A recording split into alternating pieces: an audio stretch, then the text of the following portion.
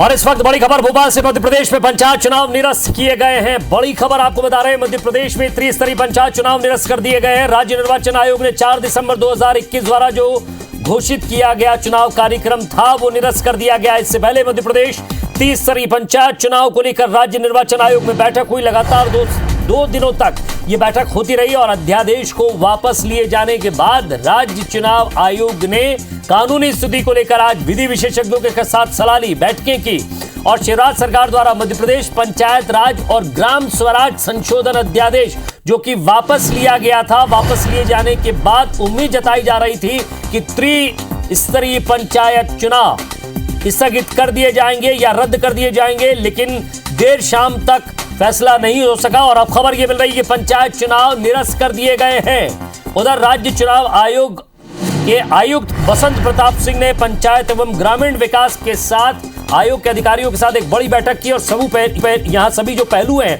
उन पहलुओं पर चर्चा की गई। विधि विशेषज्ञों से राय ली गई, राय मशवरा किया गया। इसके बाद विधि विशेषज्ञों की राय का निर्णय ये सामने आया कि चुनाव निरस्त कर दिए गए हैं। तो आयोग के सचिव बीएस जामोद के मुताबिक चुनाव को लेकर कोई भी फैसला कानूनी राय लेने के बाद ही लिया जाएगा। तो फिलहाल ये समझकर चलिए कि पंचायत चुनाव निरस्त है, समझ के नहीं चलिए, ये समझ लीजिए कि निरस्त हो चुके हैं और ये फैसला राज्य निर्वाचन आयोग का है।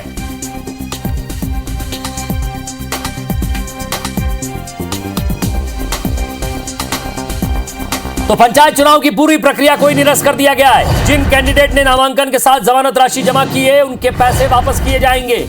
ये बात बीएस जामोद सचिव है राज्य निर्वाचन आयोग के, उन्होंने ये बात कही है।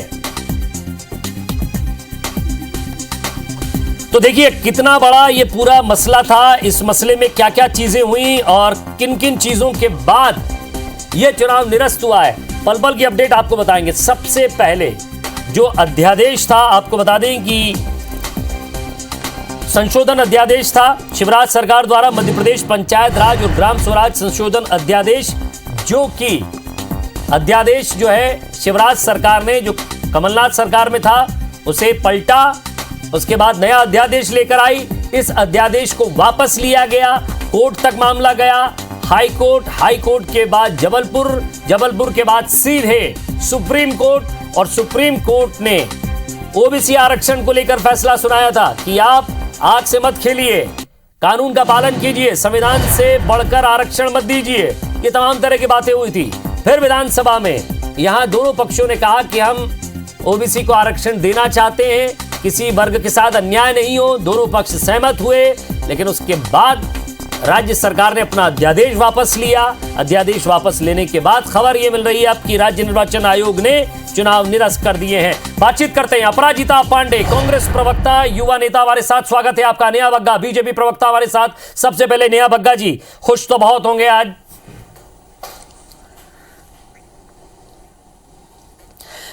विजय जी, क्योंकि ये आज बड़ा फैसला आया है और टॉपिक भी आप लोगों को इस वजह से चेंज करना पड़ा डिबेट का, वरना टॉपिक तो कुछ और था। पर आज यकीनन खुशी की बात है क्योंकि भारतीय जनता पार्टी की सरकार और माननीय मुख्यमंत्री जी ने जिस बात को कहा था आज वो बात सच हो गई है कि ओबीसी आरक्षण के बिना पंचायत के चुनाव नहीं होंगे।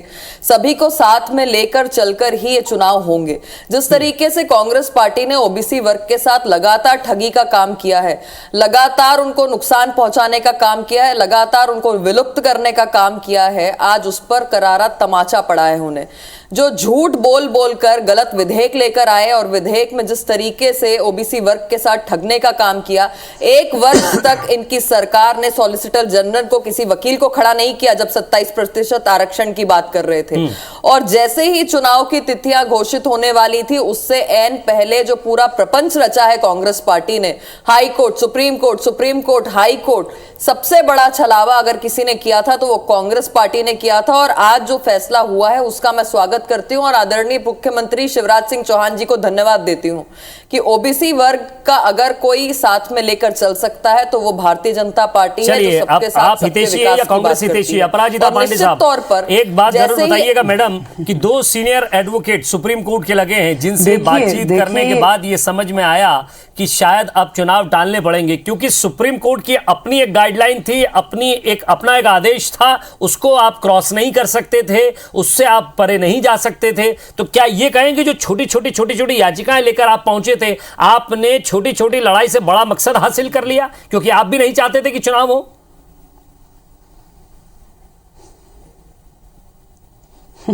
देखिए कितना हास्यास्पद है जब भाजपा के लोग कहते हैं कि वो ओबीसी के लिए कुछ करेंगे।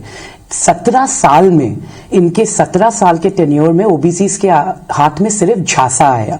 जब कांग्रेस सरकार आई, माननीय कमलनाथ जी की सरकार आई, तो आरक्षण 27% दिया गया। भाजपा में 3 मुख्यमंत्री रह चुके हैं ओबीसी वर्ग के, बट आरक्षण की कभी बात ही नहीं हुई, ना 27% आरक्षण ये कभी दे पाए।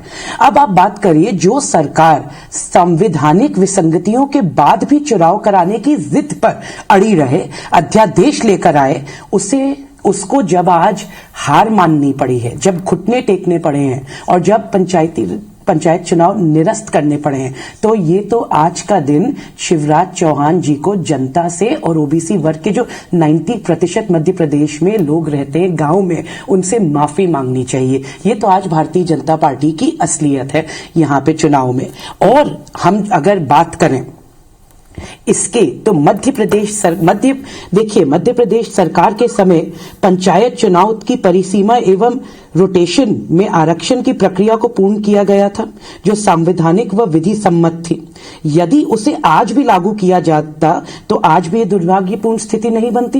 ये तो भाजपा के लोग भी मानेंगे और भाजपा के प्रवक्ताओं चाहे नेताओं सब मानेंगे। उस दुर्भाग्यपूर्ण स्थिति से आज हम इस स्थिति में कि आज ये चुनाव निरस्त करने पड़े, जबकि मैं जरा इसके टेक्निकल पहलुओं पर आता हूं। हालांकि बहुत ज्यादा मैं भी नॉलेज नहीं रखता हूं अचानक, क्योंकि संविधान की जो प्रक्रियाएं हैं अलग अलग चीज के, हर आदमी पूर्णतः यहाँ ज्ञानवान नहीं हो सकता। लेकिन जो ओबीसी की गिनती करवानी है जातिगत आधार पर, कांग्रेस को इससे कोई दिक्कत है क्या? नहीं होती, बट आप ये आपके समक्ष रखा है जो 17 साल के टेन्योर में बनाना पड़ेगा, 17 आयोग बनाने के बाद ऐसा मैं समझता हूं कि उसको जातिगत आधार पर गणना करनी होगी, और वो गणना करने के बाद कितना प्रतिशत ओबीसी है, क्योंकि मेन मुद्दा तो 27% आरक्षण का है।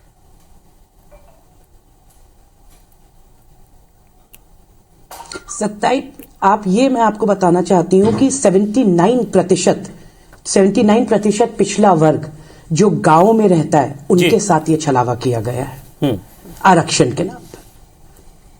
ये भारतीय जनता पार्टी का असली चाल चरित्र चेहरा है। 17 साल में ये बताए कि इन्होंने ओबीसी वर्ग के लिए किया क्या है। 3 चीफ मिनिस्टर्स, 3 मुख्यमंत्री होने के बाद माननीय कमलनाथ जी की सरकार ने 27% आरक्षण दिया। ये असलियत है। मैं कुछ मुद्दों पर बात करूंगा, कुछ पहलुओं पर आपसे बातचीत करूंगा। केंद्र सरकार भी इसमें पक्षकार बनना चाहती है, राज्य सरकार 27% आरक्षण बढ़ी हुई है। उसी बात को कांग्रेस भी दोहराती है कि नहीं, हम भी ओबीसी के साथ जो है वो यहाँ कोई भी भेदभाव नहीं करना चाहते, हम भी चाहते हैं कि उन्हें आरक्षण मिले।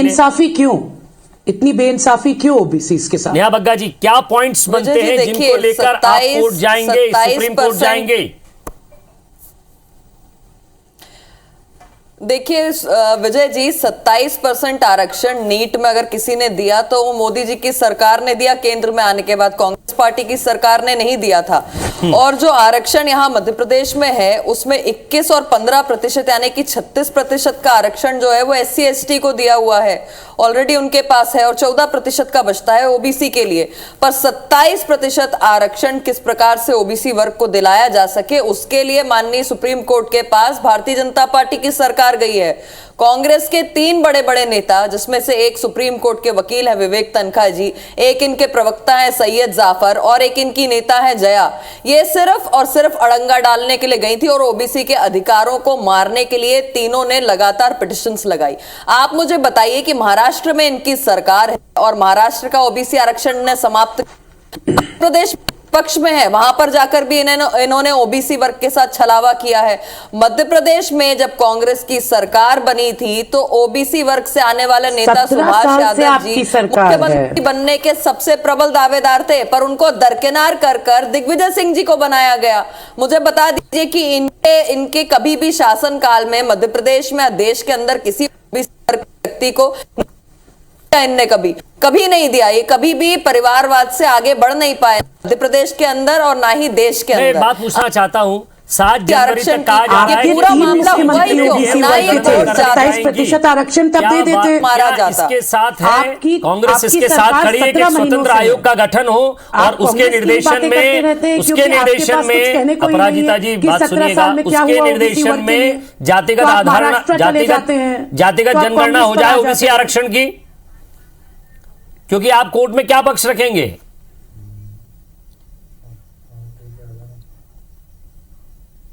हमारा कोर्ट में पक्ष बहुत क्लियर है, जनगणना वो सबके सामने है और कोर्ट में ये बात चल रही है। तभी जिस तरीके से कहा गया था, जिस प्रकार से, जो मैंने आपके इस डिबेट के शुरुआत में भी कहा गया था, जो असंवैधानिक, जो सरकार संवैधानिक विसंगतियों के बाद भी चुनाव कराना चाहे, जो हर चीज जब दिख रहा हो कि ये चुनाव निरस्त होने के कारण हो, तब भी भारतीय जनता पार्टी लगातार जाकर ये चुनाव कराना चाहती थी। फिर उन्हें खुद भी समझ में आ गया, उन्हें ओबीसी वर्ग का जब प्रोटेस्ट नजर आया, उन्हें ओबीसी के लिए किसी भी प्रकार की संवेदनशीलता आज तक कभी नहीं थी। नहीं तो 17 साल में वो बहुत कुछ कर चुके होते इस वर्ग के लिए। उनकी मैं बार बार दोहराती हूं, 3 मुख्यमंत्री थे, फिर भी कुछ नहीं हुआ इस पिछले 97% आज जो पॉपुलेशन है वो गांव में जो रहती है, उनके लिए इन्होंने कुछ नहीं किया इस पिछड़े वर्ग के लिए। और ये वर्ग ये जानता है कि भारतीय जनता पार्टी ने सिर्फ छलावा किया है और इसके लिए कांग्रेस कोर्ट में भी लड़ रही है,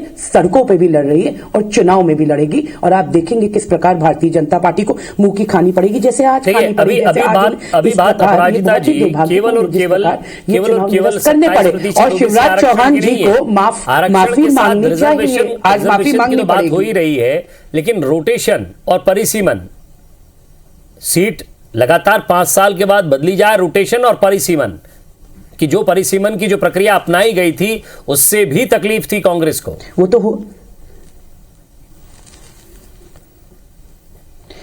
देखिए कांग्रेस को सिर्फ एक ही चीज से तकलीफ थी। वो तकलीफ इसलिए थी कि इस पिछड़े वर्ग को जो उनको ड्यू है वो भारतीय जनता पार्टी नहीं दे रही है।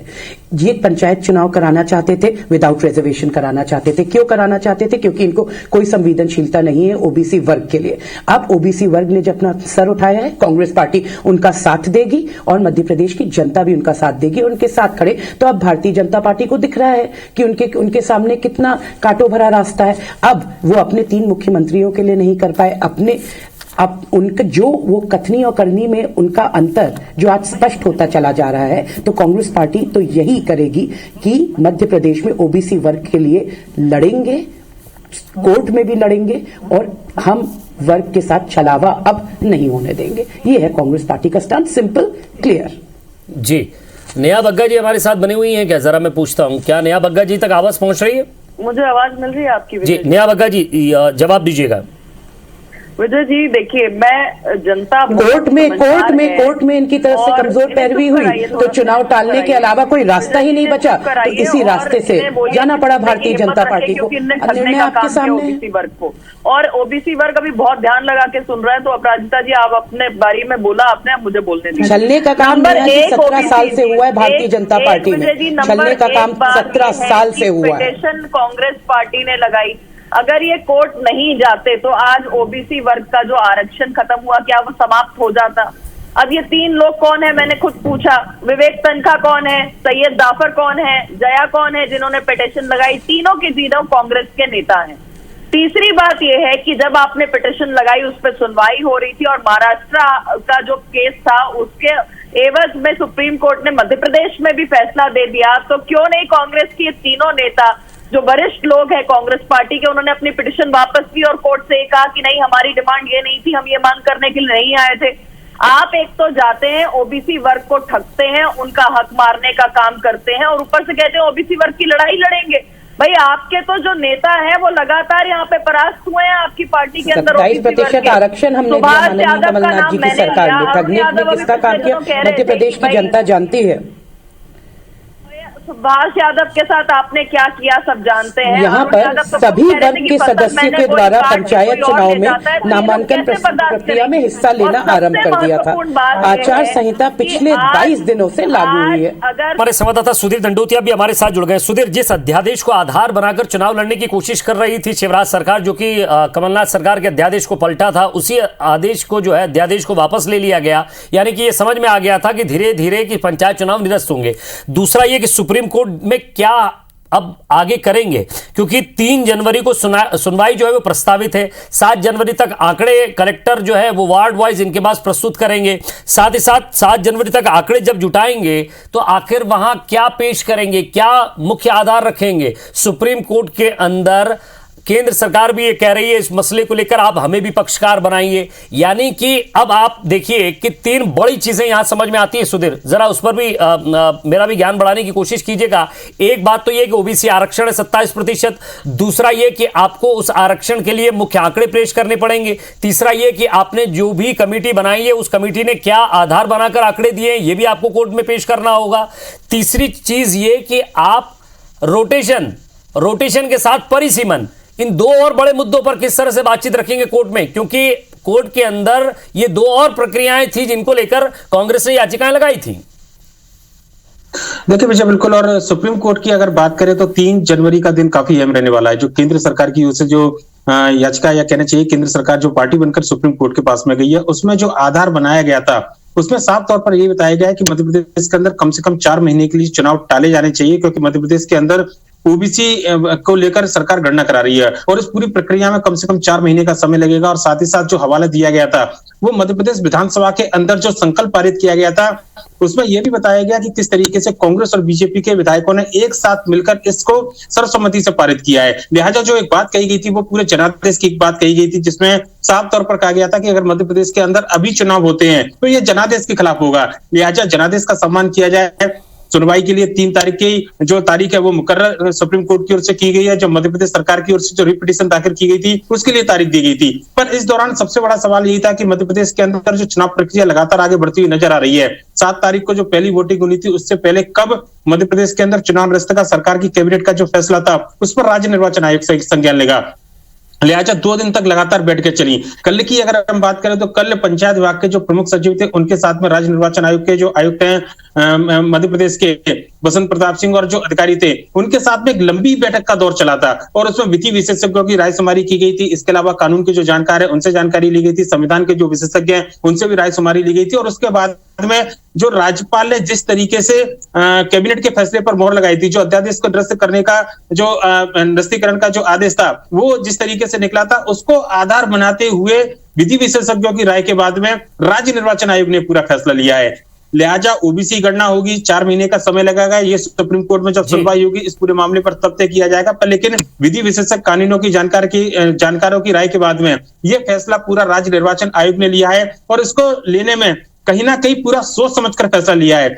लिहाजा कहना होगा कि 48 घंटे के बाद में चुनाव निरस्त का जो फैसला सरकार के द्वारा लिया गया था कैबिनेट के अंदर या राज्यपाल के द्वारा परसों देर शाम यानी कि 1 दिन पहले जो मोहर लगाई गई थी उस पर पूरे 2 दिन तक विचार मंथन राज्य निर्वाचन आयोग के द्वारा किया गया था। और उसके बाद जो अध्यादेश को आधार मानकर जो चुनाव कार्यक्रम तय किया गया था सुधीर, शायद वही वापस ले लिया गया। तो विधि विशेषज्ञों की सलाह पर अब चुनाव निरस्त कर दिए गए। अपराजिता पांडे जी कुछ कह रही है, समय कम है, जरा जवाब दीजिएगा। आप ये सोचिए, यहां पर पंचायत चुनाव संवैधानिक प्रावधान है और उसे भी पूरा ना कर पाना धिक्कार है भाजपा सरकार पर। कुछ पॉइंट्स मैं आपको अंत में बताना चाहती हूं। भाजपा बनाम कांग्रेस से 1.5 साल 17 साल, हमारे समय परिसीमन रोटेशन 27% ओबीसी आरक्षण भाजपा का देखिए। राजनीति परिसीमन कैंसिल किया गया, अदालत में कमजोर पैरवी जिसके कारण अब चुनाव निरस्त करने पड़े। कमलनाथ सरकार जी के समय पंचायत चुनाव का परिसीमन एवं रोटेशन की आरक्षण की प्रक्रिया को पूर्ण कर दिया गया था। उसे संवैधानिक और विधि सम्मत किया गया था। यदि उसे आज लागू किया जा सकता होता तो ये दुर्भाग्यपूर्ण स्थिति बनती ही चलिए, समय नहीं। कम है, आपने बड़ी मजबूत बात रखी। नेहा बग्गा जी, जवाब दीजिएगा, समय कम है मेरे पास। कांग्रेस महाराष्ट्र इधर उधर चले जाए, ये इनका सबसे बड़ा फेलियर। कांग्रेस ने दूध में दरार डालने की कोशिश की है, पर भारतीय जनता पार्टी की सरकार जो सबका साथ सबके विकास की बात करती है, जब मुख्यमंत्री जी ने कह दिया था कि आरक्षण के बिना ओबीसी के चुनाव नहीं होगा, तो उस पर हम कटिबद्ध रहे और सुप्रीम कोर्ट भी गए हैं। मुझे ये बताइए कि अगर कांग्रेस नहीं गई होती हाई कोर्ट और सुप्रीम कोर्ट, तो आज हम आप बैठ के ओबीसी वर्ग की चर्चा कर रहे होते क्या? चुनाव बहुत आसानी से चल रहे होते, जो हमारी मंशा थी वो जमीन पर नजर आती। पर कांग्रेस के नेताओं ने जिस तरीके से ओबीसी वर्ग के पीठ में छुरा घोपा है, उस वजह से आज मैं एक लास्ट सवाल पूछता हूं, लास्ट सवाल सुधीर के पास जाता हूं। माफी चाहता हूं सर, मैडम समय कम है, बीच में आपका भी संपर्क टूट गया था। सुधीर, आखिरी सवाल, अब बड़े मजबूत तर्क लेकर जाना पड़ेगा सुप्रीम कोर्ट बीजेपी को, नीचे गिरता चला जा रहा है, क्योंकि लड़ाई 3 से 4 मुद्दों पर है और बड़े मजबूत करके लेकर जो जाएंगे, उससे पहले मुख्यमंत्री लगातार चर्चा कर चुके हैं। केंद्र की अगर हम बात करें तो जो तुषार मेहता है केंद्र सरकार की ओर से सॉलिसिटर जनरल, वो केंद्र सरकार की ओर से पक्ष रखेंगे। मध्य प्रदेश सरकार ने अपनी ओर से हरीश साल्वे जो वकील है, देश के नामी ख्यातिनाम, उनको हायर किया हुआ है और 3 तारीख के दौरान देखना होगा कि सरकार की ओर से क्या दलील दी जाएगी। पर सरकार के पास में जो सबसे बड़ा तर्क है विजय, वो विधानसभा का संकल्प है और वो कहीं ना कहीं जनादेश की भावना है, जिसकी वजह से केंद्र सरकार ने भी अपनी ओर से सुप्रीम कोर्ट में याचिका दाखिल की है। इसके अलावा कैबिनेट का जो फैसला था उसका भी हवाला दिया जाएगा। मध्य प्रदेश के अंदर जो ओबीसी वर्ग की गणना की बात सुधीर, इस पर लगातार आपसे बातचीत करते रहेंगे। माफी चाहूंगा, मेरे पास समय कम है और इसको यहीं समेटना पड़ेगा। बहुत बहुत शुक्रिया आप सभी का हमारे साथ जुड़ने के लिए और बातचीत के लिए। अब देखना ये होगा कि सरकार की तरफ से क्या क्या तर्क दिए जाते हैं और क्या विपक्ष केवल सरकार को जिम्मेदार ठहराता है या उसके पास और भी कुछ मुख्य बिंदु होंगे। बहुत बहुत शुक्रिया आप सभी का। नमस्कार।